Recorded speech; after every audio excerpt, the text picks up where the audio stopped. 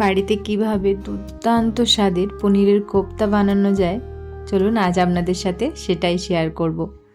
পনিরের কোপ্তা যেহেতু বানাবো তার জন্য আমাদের পনির লাগবে। পনির নিয়ে নিয়েছি আর অল্প একটু গ্রেট করে কাজু নিয়ে নিয়েছি। আপনারা কাজু একটু নিয়ে নেবেন। এরপর আমি পনিরের মধ্যে অ্যাড করলাম একটু সেদ্ধ করা ছোট্ট রকমের একটু আলু অ্যাড করলাম যাতে বাইন্ডিংটা খুব ভালো হয়। আর গরম মশলা অ্যাড করলাম, এটা আমি বাড়িতেই বানিয়েছিলাম গরম মশলাটা।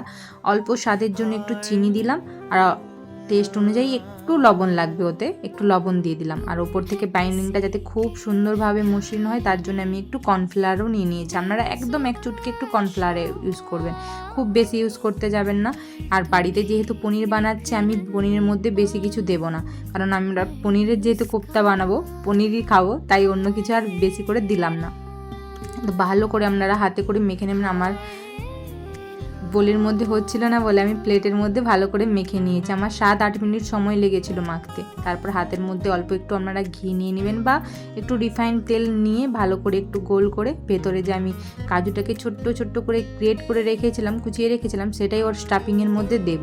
ভেতরে এইভাবে পনিরের ভেতরে এইভাবে দিয়ে পনিরটাকে আবার ওপর থেকে ভালো করে মুড়ে গোল করে সুন্দর করে মিষ্টির মতো লাড্ডুর মতো পাকিয়ে নিলাম। দেখুন একদম আমার কোথাও একটুও ফেটে যায়নি বা কিছু হয়নি। আপনারা ভালো করে যদি পনিরটা মেখে নেন তাহলে কিছু কোনোভাবেই ফেটে যাবে না। এই ধরুন সবগুলোই এইভাবে আমি করে নিলাম। আমার 500 দুধের মধ্যে আমার কোপ্তা হয়েছিল, আমি 8 পিস কোপ্তা বানিয়েছিলাম। আমি যেহেতু অনেকটা বড় বড়ই কোপ্তা করেছিলাম পনিরের, বাড়িতে যেহেতু করেছি একটু বড় বড়ই পনির বানিয়েছিলাম। আমার 8 পিস হয়েছিল, 500 দুধের এটা আমার বানিয়েছিলাম। এরপর পনিরের মশলা বানানোর জন্য, কোপ্তার মশলা বানানোর জন্য প্রথমে একটা নিয়েছি টমেটো ছোটো করে, হাফ চামচ নিয়েছি আদা, একটা নিয়েছি ছোট্ট একটা নিয়েছি পেঁয়াজ। আপনারা পেঁয়াজটা স্কিপ করে যেতে পারেন, কোনো অসুবিধা নেই। আর 1 চামচ নিলাম নারকেল, আমার বাড়িতে নারকেল ছিল। আর 1 চামচ দিয়ে দেবো পোস্ত। আর হাফ চামচ আমি এখানের মধ্যে অ্যাড করব চালমগজ।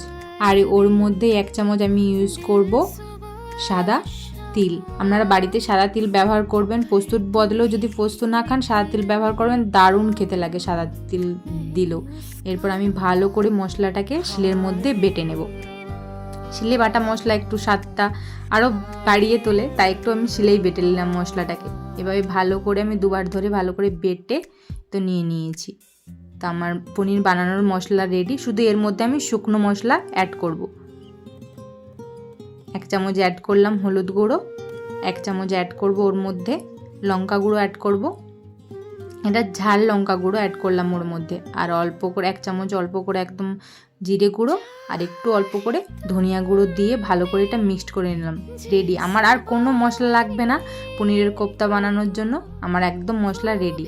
এরপর কড়াই গরম করে এর মধ্যে তেল দিয়ে তেলটা হালকা গরম হয়ে গেলে এর কোপ্তাগুলো যে বানিয়ে রেখেছিলাম ঠিক আমি কড়ার দেখুন সাইড বরাবর একটা একটা করে ছেড়ে দিলাম আস্তে আস্তে করে। আপনারাও এইভাবে সুন্দরভাবে একটা একটা করে সবগুলো ছেড়ে হালকা হাতে আস্তে আস্তে করে নাড়িয়ে নাড়িয়ে ভেজে নেবেন।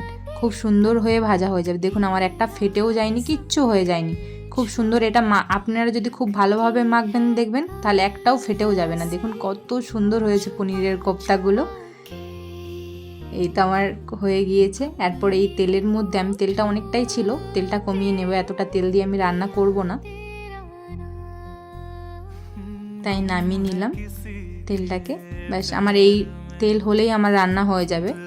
এর মধ্যে শুধু একটু তেজপাতা দিলাম, ফোড়নে দিলাম একটু জিরে, ফোড়নে এটুকুই দিলাম, আর কিছু দিলাম না। মশলাটা যে আমি পুরো রেডি করে রেখেছিলাম ওই মশলাটাকে দিয়ে ভালো করে এবার কষিয়ে নেব। আপনারা আস্তে হাতে অল্প অল্প করে আঁচে মশলাটাকে ভেজে নেবেন। তারপর যে কাশ্মীরি মির্চটা নিয়ে রেখেছিলাম ওটাই ওর মধ্যে অ্যাড করে দিলাম। একটু সময় নিয়ে ভাজবেন, দেখবেন মশলাটা খুব সুন্দর হয়ে ভাজা হয়ে যাবে। এরপর মশলাটাকে একটু স্বাদের জন্য অল্প করে একদম একটু চিনি অ্যাড করে দিলাম আর অল্প করে একটু লবণ অ্যাড করে আমি এর মশলাটা কষা হয়ে এসেছে আমার। এই অবস্থায় আমি কি করব, দেখুন একদম তেল ছেড়ে দিয়েছে, ঠিক এই অবস্থায় আমি জল দিয়ে দেব মশলার মধ্যে। আপনারা যতটা আপনারা ক্যারি করতে চাইবেন ঠিক ততটা পরিমাণ আপনারা একটু জল দিয়ে দেবেন। আর যেহেতু ফোটাতেও একটু সময় লাগবে, 10 মিনিটের মতো আপনারা দিয়ে একটু ফুটিয়ে নেবেন, তাহলে খুব সুন্দর। দেখুন আমরা হালকা হালকা যখন একটু ফুটতে শুরু হয়েছে, ঠিক এই মুহূর্তে আমি কি করলাম, পনিরগুলো একটা একটা করে দিয়ে দিলাম।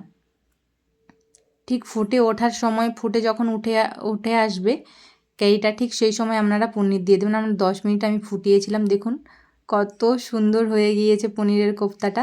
খেতেও অসাধারণ দুর্দান্ত হয়েছিল। আপনারা অবশ্যই বাড়িতে ট্রাই করবেন, আর কেমন হয়েছিল অবশ্যই কমেন্ট করে আমায় জানাবেন। দেখুন কত সুন্দর হয়েছে, তাই না? খেতেও দুর্দান্ত হয়েছিল। ভিডিওটি কেমন লাগলো অবশ্যই কমেন্ট করে জানাবেন। ধন্যবাদ।